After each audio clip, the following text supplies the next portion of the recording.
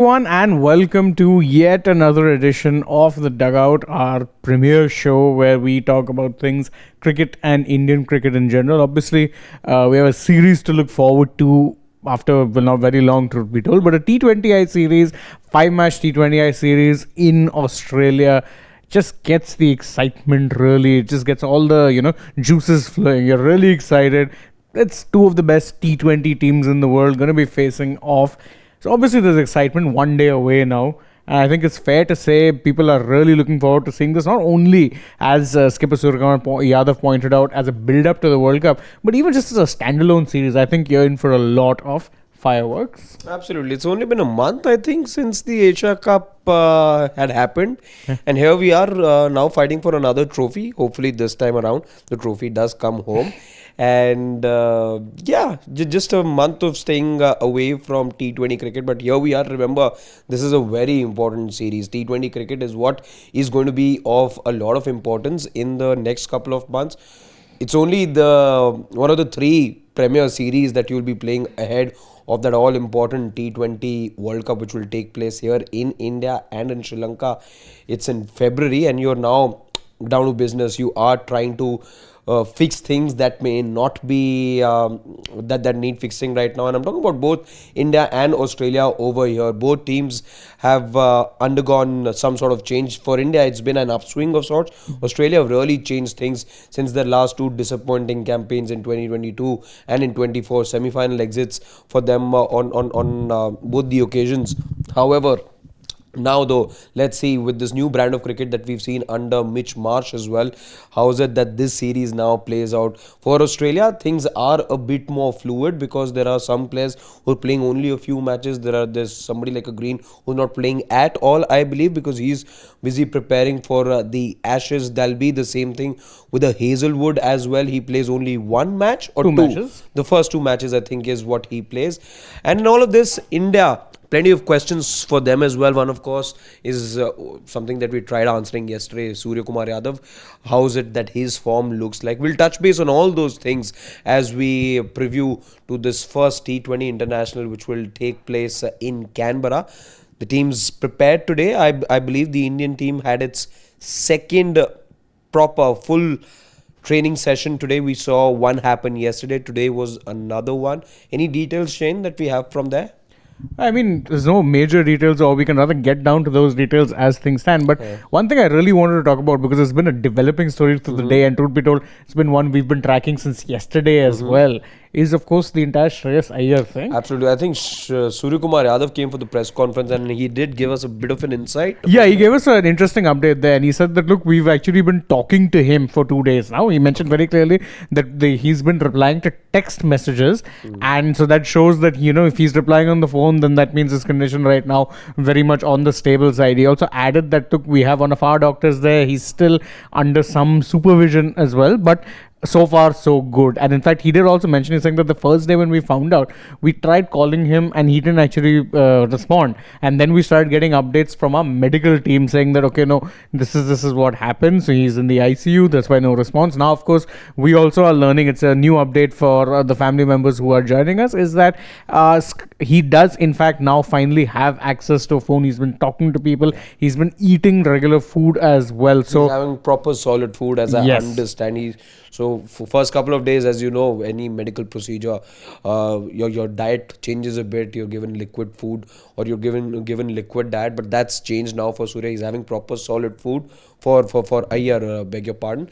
And what we also know is that he's out of the ICU. Last couple of days he was getting treatment in the ICU, but not anymore. We also understand he's out of the ICU now. He's recovering well. That is what the BCCI medical release said yesterday.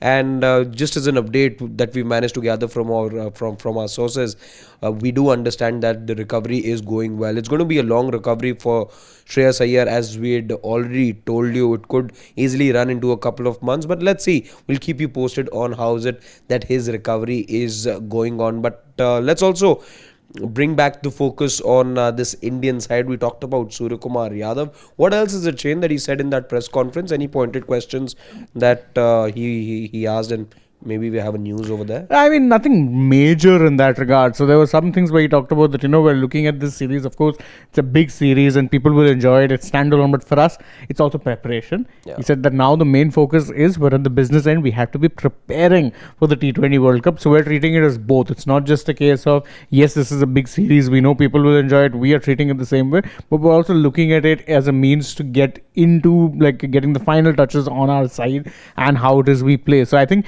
any calls you see here being taken could potentially obviously have implications for the World Cup. So that is one thing he mentioned. He did also talk about certain players. He said Bumrah's experience will be useful.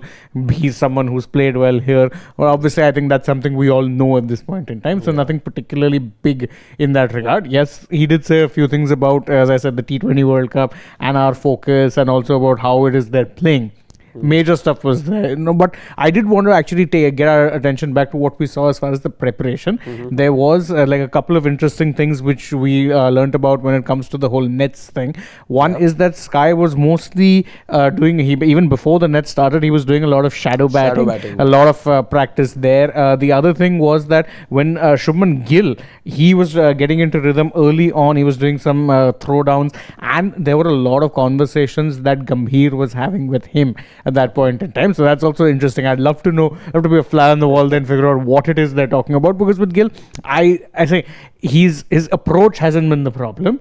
He's just not been getting runs. As we figured yesterday, we saw, his average is about 21 in T20s this year, or T20Is more specifically, but strike rate is 150. So there's no problems with the intent. He's definitely been playing well in terms of trying to be aggressive and keeping the aggression.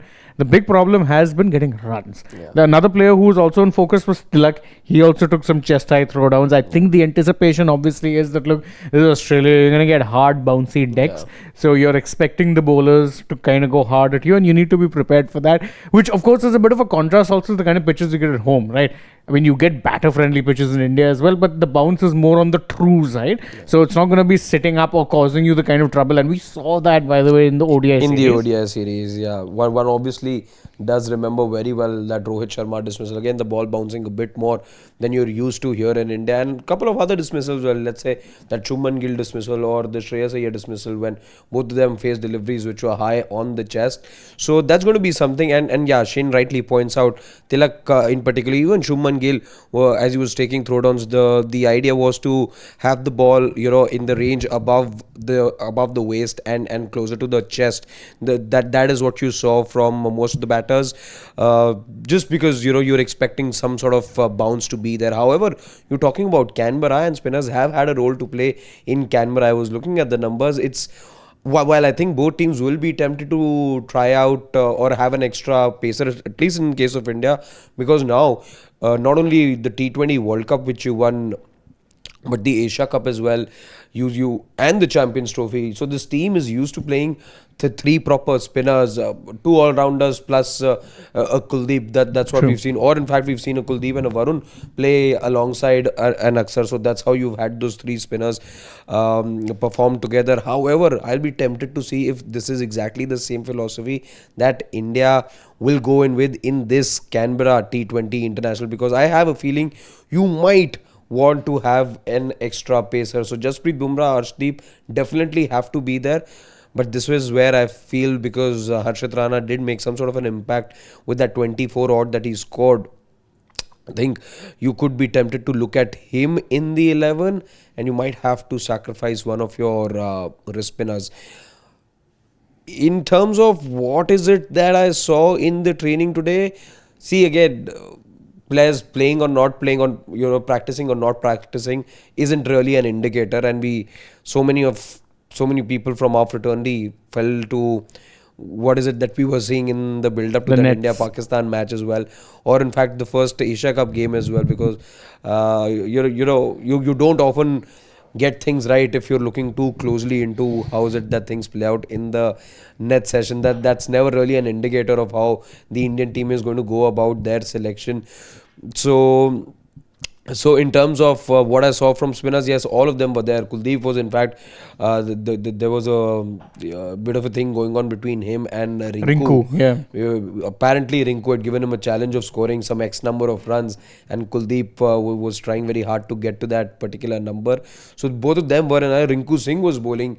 In fact, Washington Sundar was bowling. Kuldeep Yadav also bowled a bit. Abhishek Sharma too, another one who was rolling his arm over in the nets, which tells you everything. I think normally, you know, what is our insight always usually when it comes to the sessions or the net sessions before the match, you always think that, oh, it's usually the players who are not playing who are going to be the ones going hardest. But I think, you see, look at some of the players who were there, and it seemed like everyone, all of the major players, the ones who you'd be expecting to play, would be certified, dead certified to start in the 11. We're all practicing. Abhishek was practicing. Gill was practicing. Sky was practicing. I think what's odd, though, I would say about today's practice session is the fact that, you know, T -1 usually is an optional practice session. Exactly. This didn't seem like an optional practice. I think that has to do with the fact, I think, you know, you didn't really have an option but to have a proper practice session today, because the turnaround has been rather very quick. It's only Sunday that you concluded the Saturday that you concluded the ODI series. Just 3 days time, and now you're looking ahead to the T20 series. I think you really didn't and you had to do a fair bit of travel as well. Some of the players had to go from India, the others had to switch cities. So all of that, keeping all of that in mind, and you could only afford a second practice session today. So you really needed today's practice session, and it didn't have to be optional that way. Otherwise, you know, there are a few players who aren't part of the T20 setup, but were there in the ODI scheme of things. So these new players sort of coming in, it just changes the 11. But good to see Jasprit Bumrah as well. I believe he bowled full tit, especially to Shubman Gill. Yeah. So, I mean, that's good, right? It gives you as clear an indication that Bumrah is ready to go. And I should be told, I think it makes sense him playing at least the first couple of matches, if nothing else. He's not played the ODI series, so I think that was a much needed break for him as far as just managing his load. He was definitely having a good time in the nets as well, was Jassi Bumrah. So I think, yeah, giving him that time in the middle to kind of get into rhythm. And I think T20 is obviously the format where he'd be best suited to, because, you know, again, the load isn't high. Yeah. And he's actually, the one thing you also have to remember is that, yeah, he may have played that test match, the test match series, but even in the Asia Cup, I mean, what were the loads? There were times he wasn't even bowling his full quota because you were so heavily reliant on the spinners during that particular tournament that he didn't need to. So I think here the role for him will be much bigger. So it's good to see that he was going full tilt in the nets, looking at, ensuring that he's in good rhythm, because that's very important. I think Bumrah in recent times has been missing that rhythm just a little bit. He looked almost mortal in the Asia Cup, and it's unheard of. Yeah. So good to see that he was going full tilt as well. And, you know, as we talk player specific in this chat as well, I think for Jasprit Bumrah also, this is a very crucial series, because as you said, rightly pointed out, that Asia Cup, he looked very mortal, he looked very susceptible as well. On a few occasions was leaking runs, didn't have the kind of control that you often expect Jasprit Bumrah to have. All of those 24 deliveries that he bowls, you expect him to have a control percentage of good 90-95%. That's how controlled his bowling is. That's how well he bowls in this, especially in this format. However, in that Asia Cup, we found him leaking runs on a few occasions, just straying down the leg side to begin with, and just not able to find the right length on the right lengths on a few occasions. So really looking forward to Jasprit. He, as we know, he's enjoyed playing in Australia, even in the BGT, while unfortunately that Sydney test got cut short for him because of the back injury. But ping ball matches, whatever it is, you know, red ball cricket, he's loved playing here in Australia, and he's going to be enjoying these conditions. A little nippy. I could sense that. I was looking at reactions from that video that the BCCI has shared. Jasprit Bumrah was feeling the bite as well of the air. So it's really getting cold now. It's still not the start of the summer. It's the winters are on the wane, but even then it's a bit biting over there, the cold.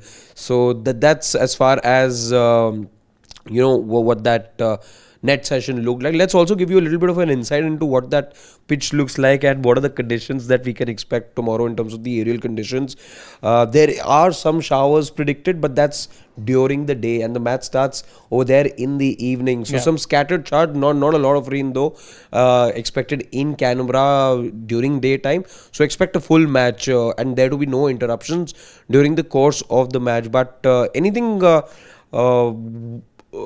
alarming, let's say, or anything noteworthy about the pitch, Shane, that you understand? Nothing in particular about this pitch. I mean, there's not much to go off in terms of history. The Canberra, India have only ever played one match here, and that came in 2020.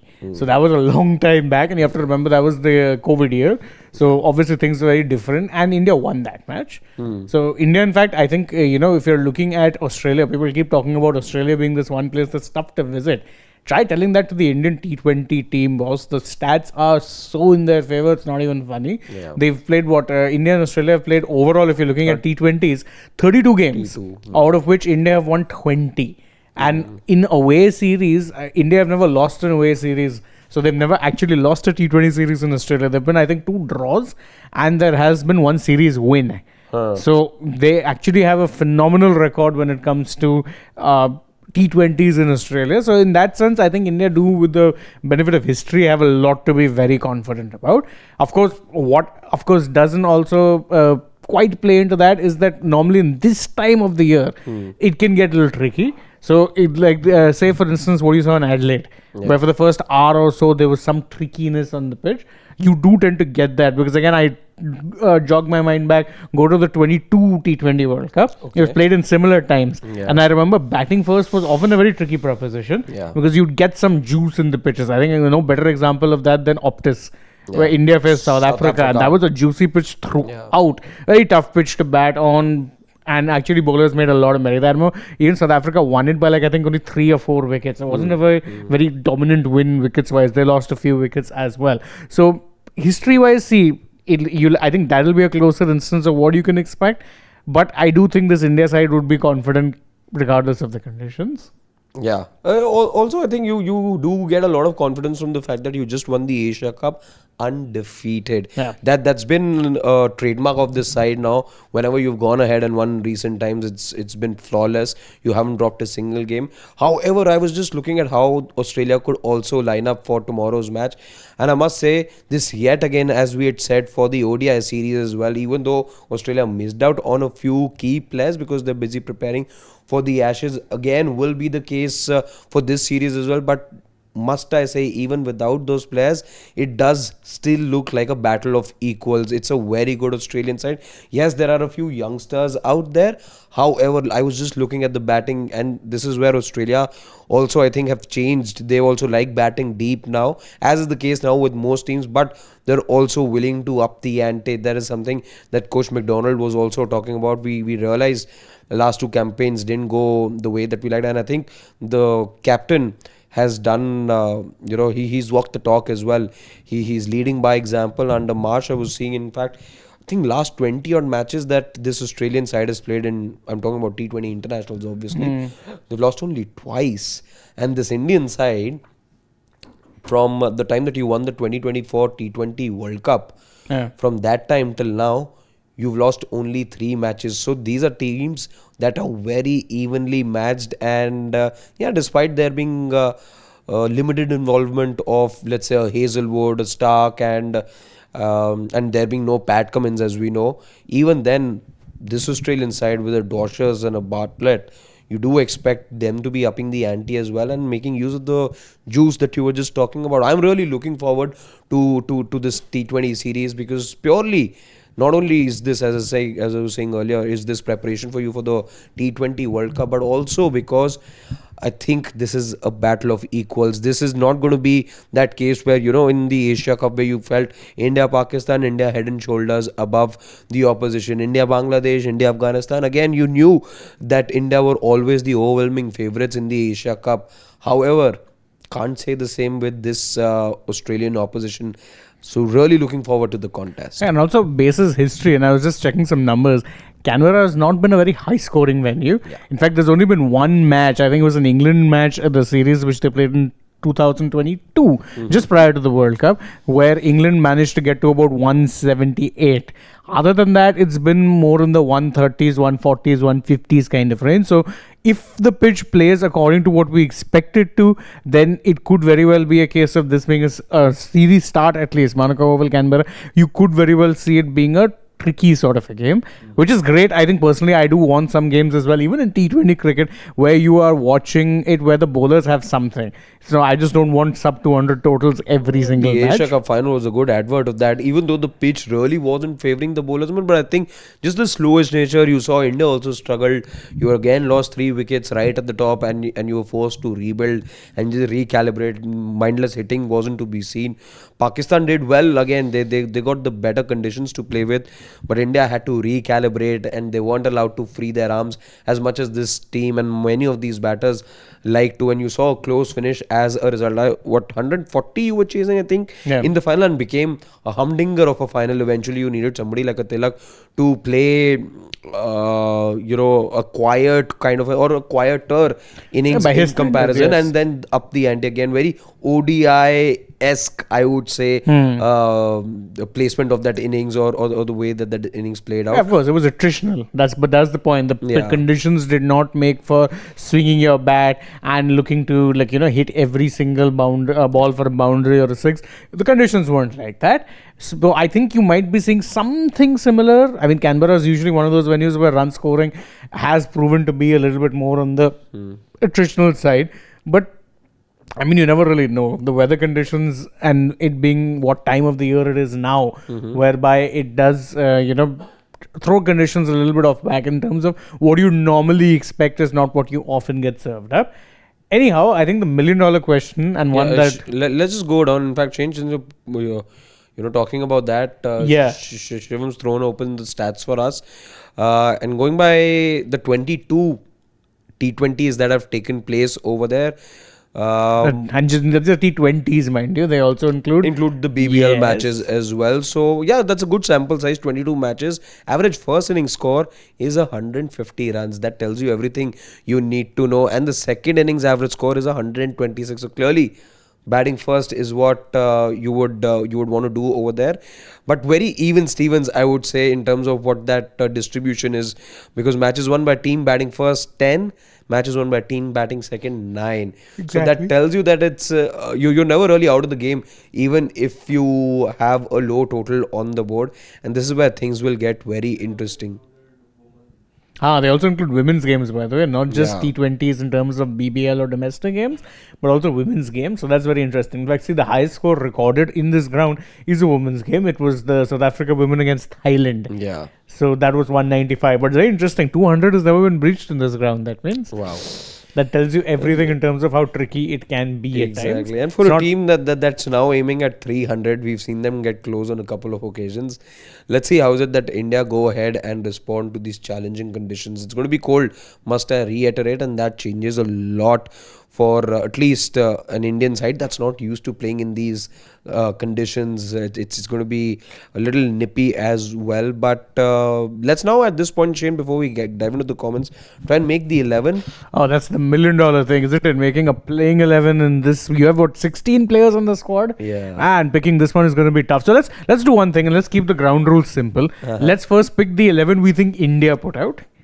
Then we go with what our personal 11s that is something, because I'm sure there'll be some differences. I'm 110% certain there'll be some differences. So let's start with the obvious ones. I mean, I don't think there's any questions on the openers. Top and tail. Your obvious top and tail should be fill in those spots. Yeah, let's go with number 4 then. Suryakumar Yadav. Okay. Surely the skipper starts, despite whatever form it is that we say. Also the vice captain, no? I think you mentioned. Shubman Gill. He has to be at number 2. Yeah. So Shivam, you can start typing. So of course you've got number 2. You can put. Let's keep him out. Although we know his thing. Let's just put the very obvious one. So yes, Abhishek. Abhishek has to be starting surely. Yeah. Then after that you've got Gill, and you can put VC in brackets for him, because that's, I think, one of the only reasons he's a guaranteed starter at this point. For number 3, I think... A point of proof for Gill as well.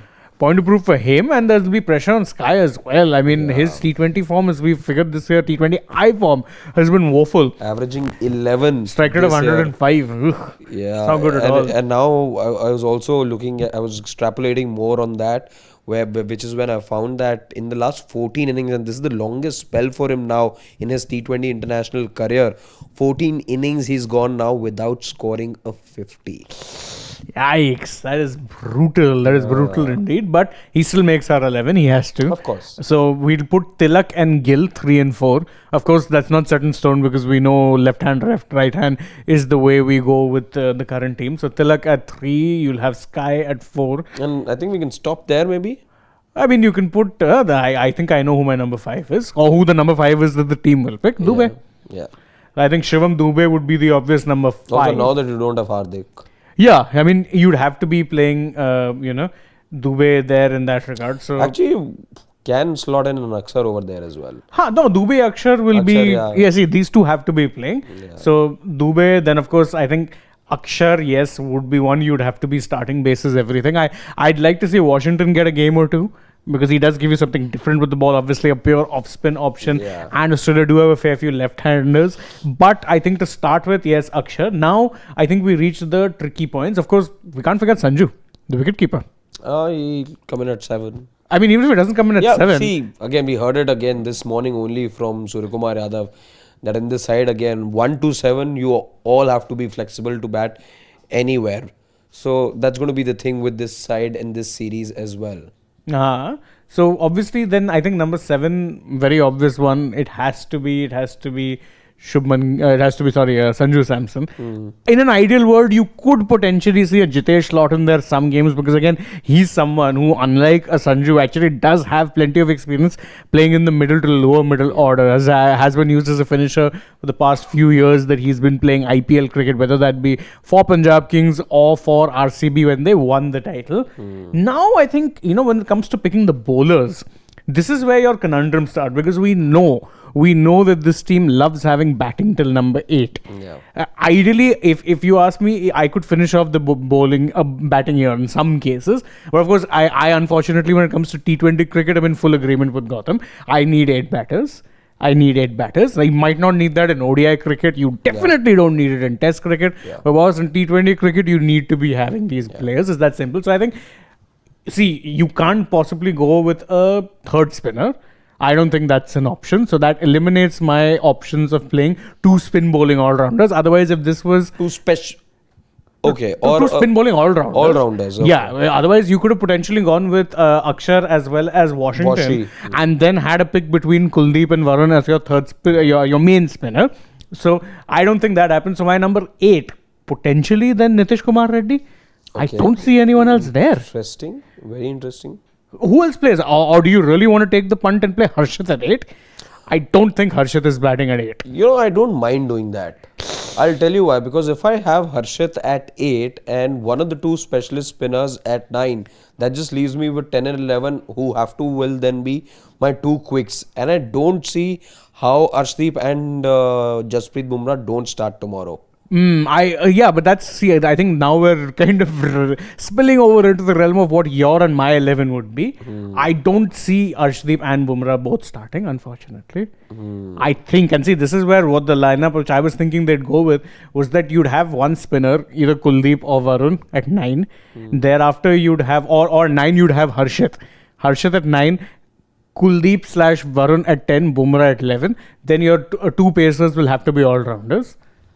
You could potentially go with that, and of course Harshit being the third pacer then. Yeah. So I think that's the way you're going, because you'd have 4 bowling options in terms of pacers and 2 spin. I think you did have Harshit at 8, right, in the ODI series? No, he was 9. He was 9. He was 9. 8 was Nitish. 8 was Nitish. That's why I'm saying it has to be Nitish here as well. I don't see you going with Harshit at 9. At 8. He was number 9. He was not number 8. In fact, even that match where he got 24, he was the number 9, if memory serves me, right? Let me actually just double check that. But till then, we can put down our bowling options. Because this team does go ahead and classify him as an all-rounder. Sure, but I think he's an all-rounder work in progress. Yeah, so I agree with you. I agree with you totally. But I just feel tomorrow, or again, the conditions are going to be such in the entire series that you may not get the luxury of picking so many spinners or having. No, spinners, no. You're not playing more than two. One all-rounder and one pure spinner. Unless Gautam throws a googly our way and decides that, So 1, 2, 3, 4, 5, 6, 7. Yeah, your 8 was Nitish in the first ODI. Rana was your 9. So you were actually playing with two pure bowlers, ARSHDEEP and Siraj. Now, in the second ODI where he got those runs, let me remind you. If you go by India, again, see, Harshit was number 9, Nitish was 8, ARSHDEEP and Siraj here, pacers. So they're going with Harshit at number 9. So I think that really is now where you come down to it. And Shubman, that slash at number 10 should not be Kuldeep or ARSHDEEP. It will have to be Kuldeep or Varun. Because you only actually have place for one specialist spinner. One specialist spinner. You can't be playing both. And the debate now really comes down to that. Because I think the rest of the 11 kind of makes itself. The only problem with this is, again, who do you then? You'll have to have Harshit and Bumrah bowl with the new ball and at the death. That's what Harshit was bowling with the new ball in the ODIs. He was bowling with the new ball in the ODIs. In fact, more often than not, it was ARSHDEEP who was your first change. You now miss Hardik Pandya. Big time. And that's the thing. If this sort of a combination works just fine, if Hardik is your third seamer instead of a Dubey in this case can then be your fourth seam seam bowling option. And again, that's no slight. The moment that Hardik comes in, Reddy goes out. Simple as that. And Reddy doesn't give you the same. With both bat and ball. With bat to an extent. To an extent, yes. Bowling definitely not. Bowling you can't. And this is where I feel this team, because you can't really trust a Reddy and a Dubey to give you 8 overs or 7 overs. You at best can expect about 5 from the both of them. Yeah, and that's being generous. I think 4 overs would be the minimum expectation you have. That both of them bowl 2 apiece and be done with. Because see, if you're looking at the team there, from who are the players I expect to bowl all 4 overs, it's only 9, 10, 11. Not even an Akshar. Akshar, if he has a good day, I can get 4 overs out of. But even then, he's in T20 cricket, has often been that player. You'll bowl him 2, maybe 3 overs sometimes. So the 12 overs I will expect from Harshit, your one spinner, whether that be Kuldeep, Varun, we haven't decided that yet, and of course Jasprit Bumrah. These 3 have to give me 12 overs. The next 8 overs have to be divided between Reddy, Akshar and Dubey. Now it's really a case of who gives you how many overs in which particular phase. But they're not, only one of them is bowling 4 overs. Simple as. Here you have 7 options, You actually have an Abhishek also. Do have an Who's your other? Tilak? So Abhishek was your 7th, na? 4. Including Abhishek, you've got 7. So you've got Dubey, Akshar. Sanju's not a bowling option, no? Shivam just made a boo-boo. A big one. Sanju Samson. Maybe you should start bowling. As he said, no, I'll bowl left-arm spin if it means being in the team. Yeah. That's what he'll have to do next, probably. I think Shivam took that too seriously. 7 if you include Abhishek. But that's a lot of bowling. In fact, if you count Tilak, who does give you a bit of part-time off spin, you've got 8. So, very interesting. So, now, of course, since we've all but finalized, Kuldeep or Varun? Who goes there? It's a tough choice. It's a very tough one. It's a very tough one. And the only thing with the make of this team is I think you could be playing a fast bowler, short.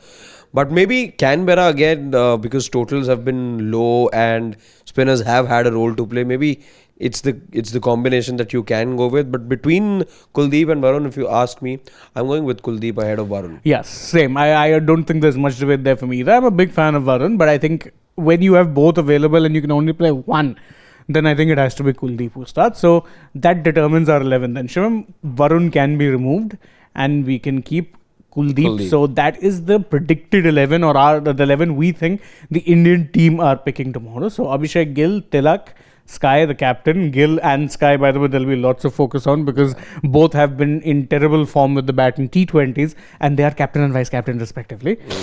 So then, of course, you've got Sanju, Dubey, Akshar. I think that part of the lineup is especially fluid because anyone can come anywhere. Then Reddy at 8, Harshit at 9 and Kuldeep and Bumrah complete your playing 11.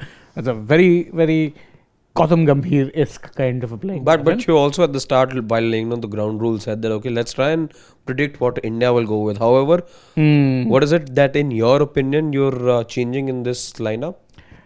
Okay. What do I change in this lineup? I think definitely I would drop a HARSHIT and bring in ARSHDEEP. Okay, that would be one.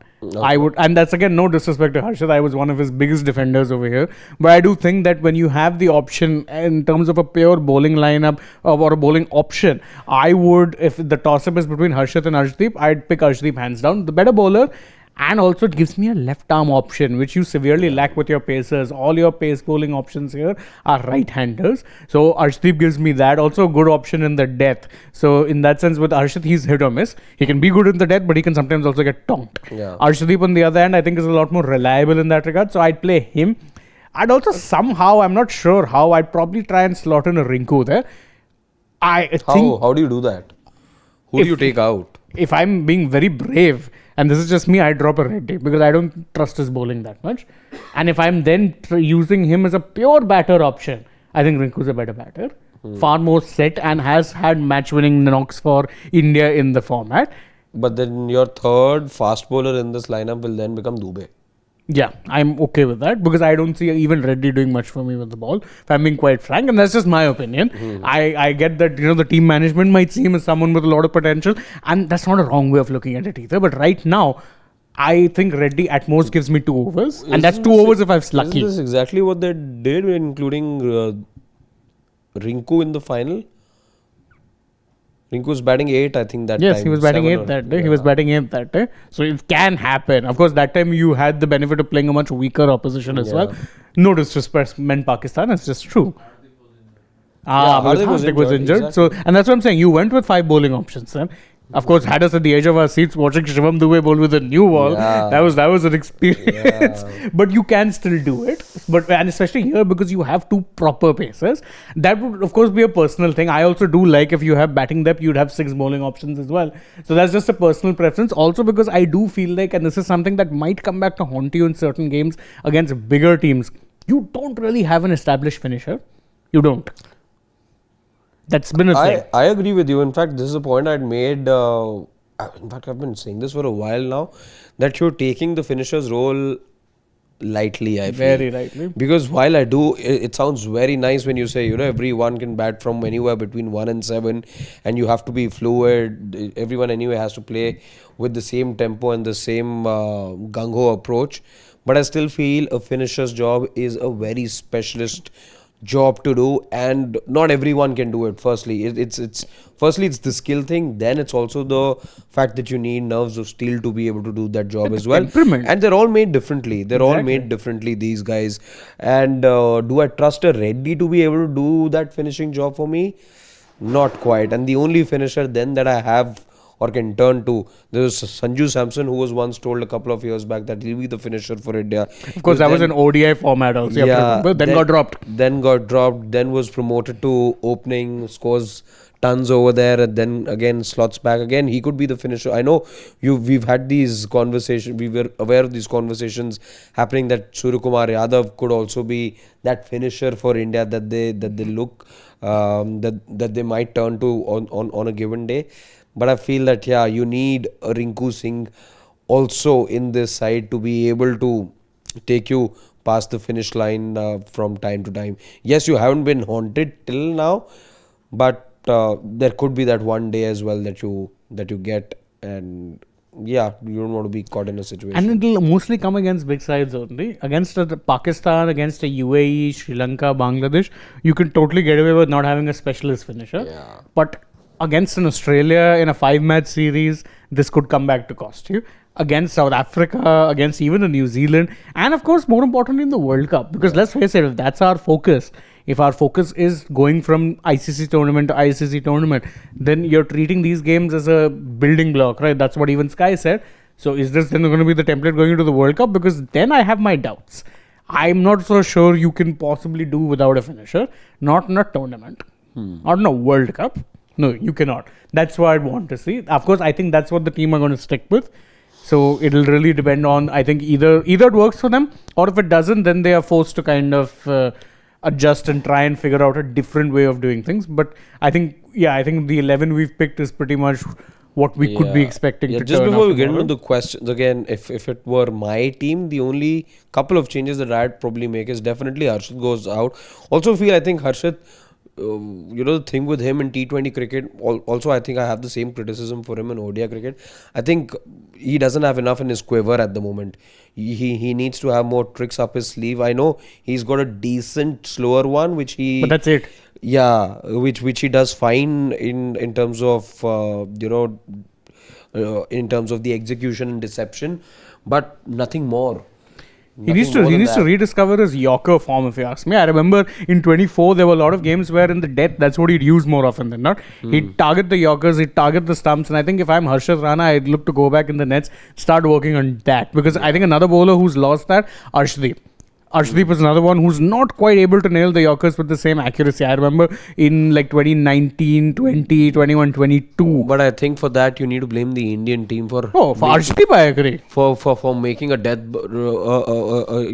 bowler into somebody bowls with a new ball. Power play, because he gets that left arm angle You can't swing. be looking for those lengths in the power play. Simple as that. Exactly. In the power play, you'll obviously look to kind of pitch it slightly back because you want to get the ball to move. Yeah. And that, I think, kind of ruined his death bowling a little bit. But if I'm Harshit and the team does tend to trust him or bowling him in the death, I go back and start working on my Yorkers. He was a deceptive, his deceptive slow ball, very good. But combine that with a good Yorker and there's a very good bowler. Then, he has the ability to crank it up to that 150 clicks pace. He has that capability. He knows how to, and so we always say that pace is something you're blessed with, right? Yeah. You either have it or you don't. You can work your way up maybe 5-10 clicks an hour, but nothing beyond that. Yeah. If you are a 150 kilometers per hour bowler, work on your Yorker. It's the best asset that you could have, and I think that's the same thing I'd say for him. But that way, even then, overall, ARSHDEEP, even with that Yorker loss, is a better, more rounded bowler at this point. So I think, he's one, and I'd probably drop a Reddy for a Rinku for the simple reason that I need a finisher, and because Reddy doesn't inspire that much confidence with the ball. What I am willing to do is maybe give a couple of games to Reddy and then bring in a Rinku as well. Because remember, why I'm pressing on Reddy across formats again is that you need to prepare somebody in case of contingents, in case there is no Hardik Pandya and Dubey. Yes, also we've seen him get back to bowling. And I'm sure that we will get to see him bowl at some point. But remember, between the two, I think there's more time that Reddy has in terms of his playing career, and I'm looking for a long-term guy. Then maybe Nitish Kumar Reddy does fit into I mean, he's my what, scheme of 22, 23 years old, so he's not very old. Yeah. Age-wise, he definitely has a lot going for him. Whereas with Dubey, he's found his rhythm again as a bowler. But you also have to remember he's like 30, 31. So he's giving you what, maybe 4-5 years at most? Yeah. Nothing beyond that. Yeah. So you need to prepare a Reddy. And that would be one reason why, I want him to play a couple of games. And again, I want him to bowl more. Yeah. Even in the last ODI, he bowled 3 overs. 3 overs in an ODI really as an all-rounder, you should be looking to be bowling at least 5, if not more. 5 is the bare minimum you need to be hitting it. 3 overs, of course, he was expensive, sure. But how else is he going to learn if he's not going to be bowling, if he's not actually... You have to, after a point, just kind of throw him to the sharks a little bit and try and let him swim. So let's see what it is our family members now have to say about... Oh, so Shivam has 2 questions for us. Immediate family is over everything, I guess. Carry on. My question is, question number 1, which player are you excited for? I'm excited for Abhishek versus Hazel. Oh, that's interesting. He's So that's talking about matchups. Yeah, so he's talking about matchups, and the first question he's saying that which player battle are you really excited to watch? And his answer is Hazelwood versus Abhishek. My God, that'll be something. That'll be quite That'll be really something, because Abhishek, if there's one thing we know with him, is he doesn't relent. Yeah. He's going to try to look to hit you regardless of who you are. That can backfire. Mitchell Stark will attest to it. Yeah. That if you try hitting, and if you try hitting blindly, then boss, there's that one ball coming with your number on it. We saw what Stark did to him. Exactly. That one ball will come with your name on it. To answer this question is very interesting. I think I'd be very interested in seeing Bumrah versus Head. That's one battle that always I tend to find that Head is very clever. He'll look to play him out and then go after the rest of the bowlers. If Bumrah gets Head early, then you're in for the game, because otherwise Head, we know what kind of a player he is. If Kuldeep starts, and I know Kuldeep's often been used to apply the chokehold in the middle overs, I think I will be very interested in seeing Kuldeep versus your Tim David. That's what I was Because thinking. Tim David, again, he's no longer your number 7, number 8.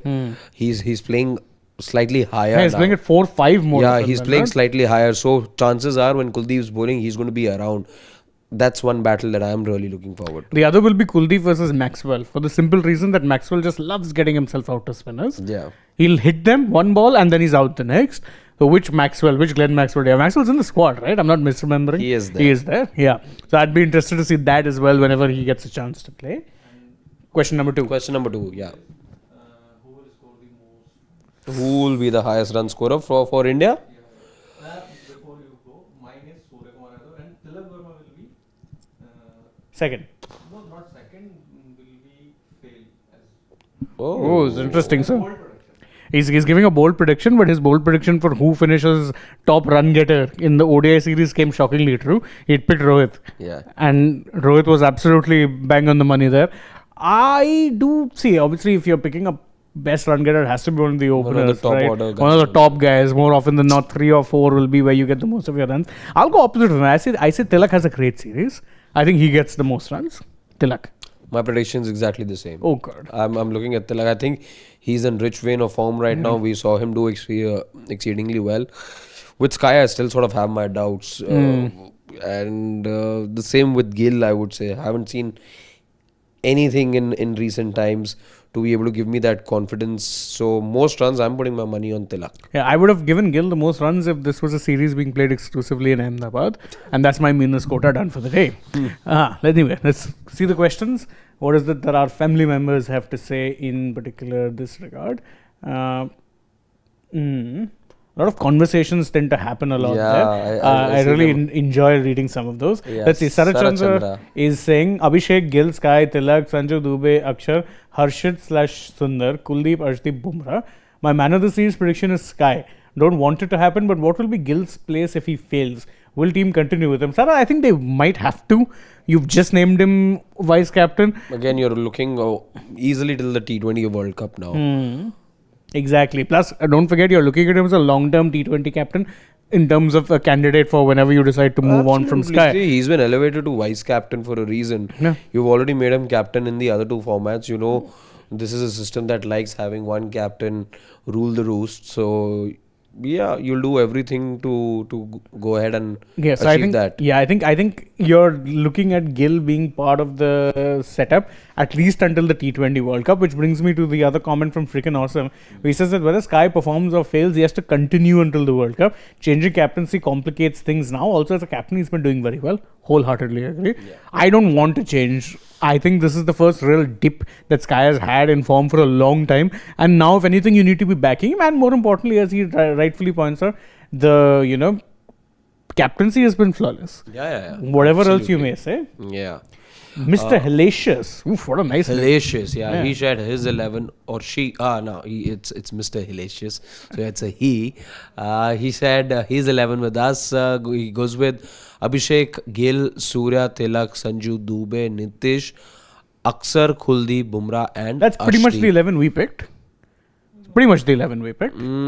Yeah, but there is ARSHDEEP. ARSHDEEP in place of Harshit. Harshit. Yeah. Yeah. Which is again what we'd go with in personal things. Yeah, So yeah. fair enough. I think, see, the only thing he's changed is the order. I'm talking about Order the and- personnel. yeah. The only a personal change is, what's his name? ARSHDEEP in place of Harshit. Let's see. Sarad asks again, who will replace Sky as captain? Gill's also out of form, so it's Sky, he has to up his form. I agree. I think there's no replacement right now. If you make Gill captain now, then you're just asking for trouble. Yeah. And introspect with a very, bold prediction, saying that the likes of LS, Sangha, Dwarshus, what will they do for the Indian batters? Easy 4-1 win, I'm telling you. I'm not going to be that bold in my season. Yeah, I think 3-2. I think 3-2. Yeah. Introspect also says that the team should groom NKR and Dubey. Hardik gets injured at wrong time and disrupts the balance. Yeah, that's something that Introspect we mentioned as well. Yeah. So, Priyanshu says tomorrow Rohit will become the number 1 ranked ODI batter. That's correct, actually. We were looking at the rankings always refreshed Tuesday, right? And there was a lot of talk that the kind of form he's been in, he could most likely become the number 1. That is correct. Sarachandra says Rinku, batting he khila lo 11 tag. I am saying, yeah, I was replacing one all-rounder. So batting was till 8 only, no? Let's see. Priyanshu also jokingly saying, Virat won IPL. Rohit will become number 1 rank. Will Thala make a comeback now to score overseas century? I like that one, Priyanshu. Yeah, like that one indeed. Have AUS announced their 11? No, they haven't yet. Chili Paneer, by the way, Yeah, some now I criticism. think it's too late for them to do that. Yeah, and Chili Paneer with some criticism saying the admins have completely lost the plot when it comes to picking the 11. But yeah, we told you this is not our 11. Yeah. This is a prediction. We named our 11s afterwards also. And if you still disagree, then well, that's your prerogative. Fair enough. Can't really see. Siddharth, by the way, with a non-cricketing question. Let's take it for banter's sake. Do expect him to. How do you see your team's performances so far? He's talking about our football teams, both of you. Also feel it's Arsenal's title to lose and views on Lamine made scapegoat for defeat. Real reason is thin squad. Go with how you see United doing so far. It's obviously been up and down. It was down, everything down to begin with. Of course, one cannot forget the fact that you lost to Grimsby and you're already out of the EFL Cup, or formerly known as the Carabao Cup. Last few weeks, of course, things have been rather promising. It's still work in progress. That goal difference, no matter where you are on the Premier League table, I think United are 5 right now. But what that goal difference does tell you is, and look at where Arsenal are. I think they've got a goal difference of 13 in 9 matches now.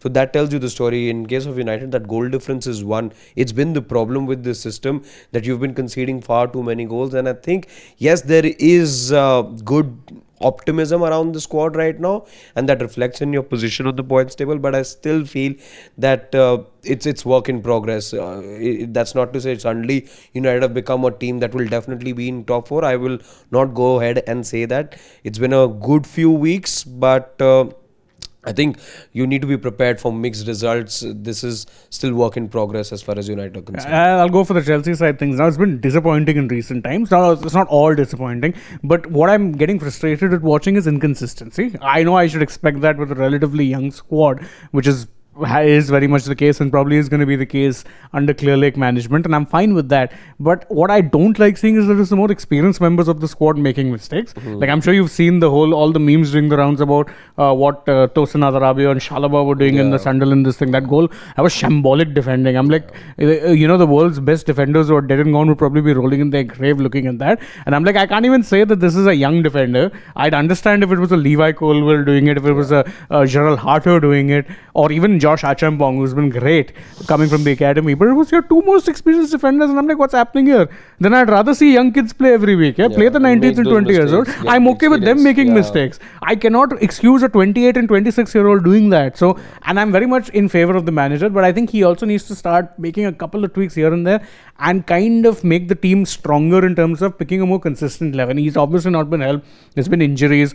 Your best players out injured till November end types. There's no Cole Palmer. You've been missing a couple of strikers as well because recently, what's his name? Yao Pedro been playing with an injury. Liam Delap was out injured. So obviously, I think once you get these players back, you start playing better. But I want to see some consistency soon. Also, this team, I read an article on this subscription-based website I happen to subscribe to. They said that they need to play every week like they have a point to prove. They're very good at stepping it up for the big games or the cup finals. But play every week like that and you have a chance of actually competing for the title. As for the title, yes, it's Arsenal's to lose. Unfortunately, sad but true. Sad but true. Absolutely sad but true. Also, that Lamine thing. Let's be clear, he's not the sole reason, but don't go stoking fires one day before a rivalry. He's being more very than immature. cheeky. He's being very immature. More than cheeky, and again, that'll come back to bite you. Yeah, always. That again, it's a game, and it doesn't come with any guarantee. Yes, you'd won all 4 going into this one, but again, things will average out at some point, right? Exactly. Anshu Mishra says, Shinsa, I want Beastman Steve Smith to have another peak Ashes of 2019 with a god-level performance. Yeah, I think it's quite possible considering if you know how good he is at home. Be a wise man or a brave man ready to write him off having another good series. And his test form hasn't really fluctuated. So can't really say much. We have anything more? No? Freaking Awesome says at least in 3 T20Is we can expect 170, 180 kind of totals. That's Canberra, Gabba, MCG, as they are sort of sporting. But Gold Coast is going to host the international games for the first time in the 4T20. Yeah, I think Gold Coast will be the big unknown. But also, I'll just remove Canberra from that list. And in that freaking awesome. sporting? Yeah. Yeah. Yeah, we've not seen such totals being posted over there.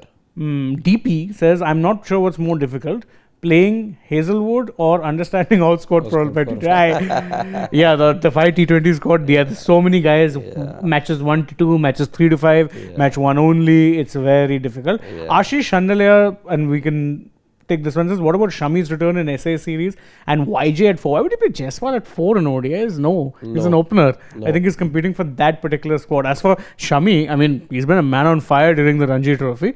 15 wickets in 2 matches. The last game he played, which was against Gujarat, I think it was, and he's gotten 8 wickets. 8 wickets. Yeah.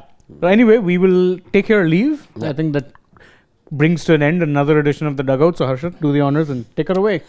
All right then, guys, on that note, firstly, we hope you liked this conversation. Tomorrow we're going to be back. Tomorrow is match day, remember, so join us for the coverage.